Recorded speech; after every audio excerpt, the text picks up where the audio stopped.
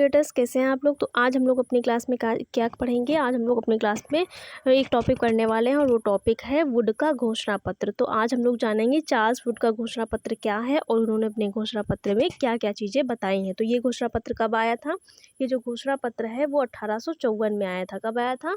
1854 में आया था। तो जो इसे चार्ल्स वुड का घोषणा पत्र, इसे शिक्षा का घोषणा पत्र, शिक्षा का महाधिकार पत्र भी कहा जाता है। तो इसे बहुत सारे नामों से जाना जाता है। साथ ही इसे शिक्षा का मैग्ना कार्टा भी कहा जाता है। तो इसे वुड का घोषणा पत्र, चार्ल्स वुड का घोषणा पत्र, चार्ल्स वुड का शिक्षा का घोषणा पत्र, साथ ही शिक्षा का मैग्ना कार्टा भी कहा जाता है। तो इसके बहुत सारे नाम हैं, इसे बहुत सारे नामों से जाना जाता है।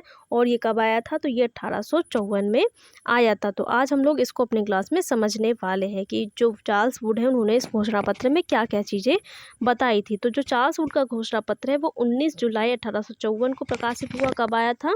तो 19 जुलाई 1854 को प्रकाशित हुआ था, जिसे वुड का घोषणा पत्र भी कहा जाता है। और इसे क्या कहा जाता है? इसे वुड का घोषणा पत्र कहा जाता है, क्योंकि ये चार्ल्स वुड के द्वारा दिया गया था। इसे शिक्षा का घोषणा पत्र भी कहा जाता है। इसे शिक्षा का घोषणा पत्र भी कहा जाता है। इसे शिक्षा का मैग्ना कार्टा भी कहा जाता है। इसे शिक्षा का महाधिकार पत्र भी कहा जाता है। तो ये अगर कोई भी नाम आ जाए तो वो वुड के घोषणा पत्र का की ही बात हो रही है। तो यह आप लोग समझ जाइएगा कि इसी के बारे में आपसे पूछा जा रहा है।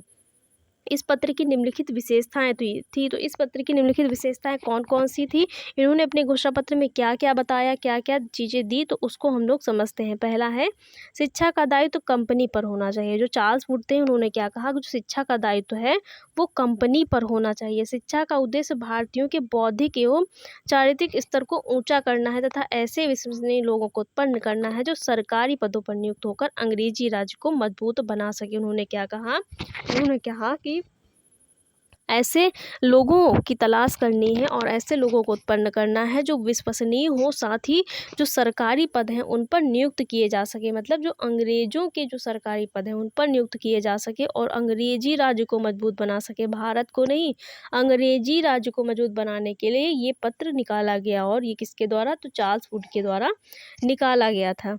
अगला है शिक्षा का माध्यम अंग्रेजी व देसी भाषा होना चाहिए। तो इन्होंने इस पत्र में क्या कहा कि शिक्षा का माध्यम कौन सी भाषा होनी चाहिए? अंग्रेजी और देसी, मतलब भारतीय भाषा के साथ साथ अंग्रेजी भाषा को भी शिक्षा का माध्यम इन्होंने बनाया। और प्रत्येक प्रांत में एक शिक्षा विभाग खुलना चाहिए। इन्होंने क्या कहा कि प्रत्येक प्रांत, एक जिले में एक शिक्षा विभाग खुलना चाहिए, जिसमें जन शिक्षा निदेशक, उपनिदेशक, निरीक्षक तथा सहायक निरीक्षक नियुक्त होने चाहिए। और उन्होंने क्या कहा कि प्रत्येक प्रांत में एक शिक्षा विभाग खुलना चाहिए, जिसमें जन शिक्षक होने चाहिए, निदेशक होने चाहिए, उप निदेशक, निरीक्षक तथा सहायक निरीक्षक की नियुक्ति की जानी चाहिए। अगला है, इन्होंने कहा कि जनसाधारण कला प्रशिक्षण के लिए अधिक शिक्षण संस्थाएं खोली जानी चाहिए। इन्होंने कहा कि जो जनसाधारण का कला प्रशिक्षण है उसके लिए अत्यधिक शिक्षण संस्थाएं खोली जानी चाहिए। मेधावी परंतु गरीब विद्यार्थियों को छात्रवृत्तियां भी मिलनी चाहिए। इन्होंने कहा कि जो मेधावी छात्र हैं, जो पढ़ने लिखने में बहुत अच्छे हैं लेकिन गरीब हैं, उनको छात्रवृत्ति भी दी जानी चाहिए।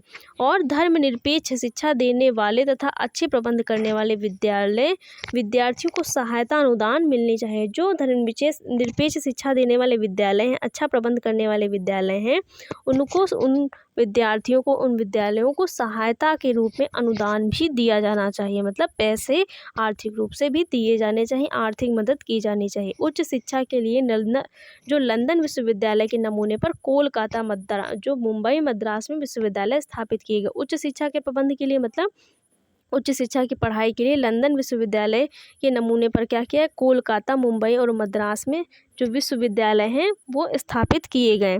व्यावसायिक शिक्षा प्रदान करने के लिए देश में औद्योगिक विद्यालय, महाविद्यालय खोले जाए। मतलब व्यावसायिक शिक्षा को बढ़ाने के लिए और व्यावसायिक शिक्षा का व्यवसायीकरण करने के लिए देश में औद्योगिक विद्यालयों को खोला जाना चाहिए। औद्योगिक विद्यालय और महाविद्यालय दोनों को खोला जाना चाहिए, दोनों की स्थापना की जानी चाहिए। बालिका विद्यालयों को उदारतापूर्वक अनुदान देना चाहिए। जो बालिका विद्यालय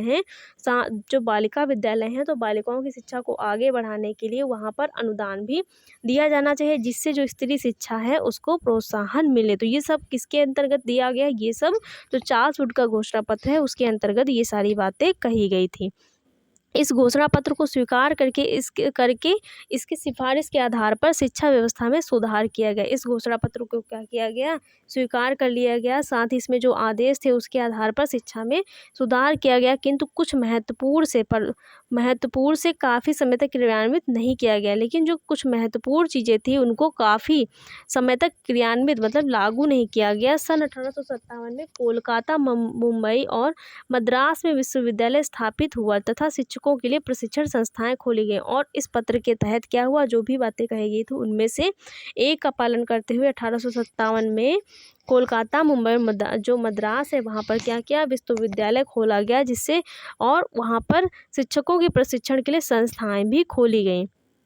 सन 1600 से 1857 ईस्वी तक भारत में ईस्ट इंडिया कंपनी ने अपना प्रभुत्व स्थापित किया था। अंग्रेजी माध्यम से शिक्षा व्यवस्था का संचालन किया। उस समय देश में अनेक क्षेत्रों में अलग अलग राजशाही शासन व्यवस्था थी। उस समय क्या था, देश में अलग अलग क्षेत्रों में जो शासन व्यवस्था थी वो थी राजा, महाराजा, नवाब और सामंत अपने राज्य के सर्वाधिकारी करते थे। जो राजा, महाराजा और सामंत हैं वो अपने अपने राज्य के मतलब हर राज्य के अलग अलग शासन व्यवस्था थी और वो अपने अनुसार कार्यों को करते थे।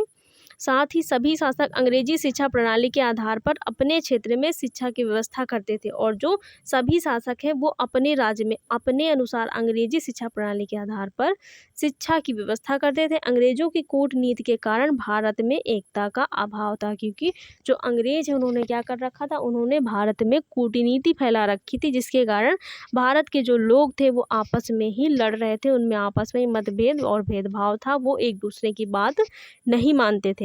और यही कारण है कि सन 1857 की क्रांति में बहुत कम राजाओं ने सहयोग दिया और क्रांति असफल हुई। 1857 की जो क्रांति है उसमें जो है भारतीयों को सफलता नहीं मिली और ये क्रांति किसके विरुद्ध थी, तो अंग्रेजों को भारत से निकालने की विरुद्ध थी। तो इस समय क्या था, सभी जो भारत देश के जो राजा हैं, जो शासन व्यवस्था के जो कर्मचारी हैं वो एक मत नहीं थे, सब में भेदभाव था। तो बहुत कम राजाओं ने इस क्रांति में योगदान दिया और राष्ट्र में जो रिजल्ट है वो निकला कि ये क्रांति क्या हो गई, असफल हो गई और अंग्रेजों का शासन जो है अपने देश में और भी बढ़ गया। तो ये था वुड का घोषणा पत्र और कब आया था, 1854 में आया था। तो आज हम लोगों ने अपनी क्लास में चार्ल्स वुड का घोषणा पत्र किया है। इसके बाद अभी ये चैप्टर भी थोड़ा सा लंबा चलने वाला है क्योंकि काफ़ी चीज़ें इसमें दी गई हैं। तो इसके आगे का जो कंटेंट है वो हम लोग नेक्स्ट क्लास में कंटिन्यू करेंगे। तो गाइस, आप लोगों को क्लास कैसी लगी, अगर क्लास अच्छी लगी हो तो वीडियो को लाइक, शेयर और चैनल को सब्सक्राइब करिएगा।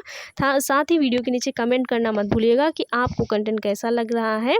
तो आप कमेंट जरूर करिएगा ताकि जो है चीज़ें आपको समझ में आ रही या नहीं आ रही ये जो है पता चले। तो अगर क्लास अच्छी लगी हो तो वीडियो को लाइक शेयर और चैनल को सब्सक्राइब करिएगा। Thanks for watching guys.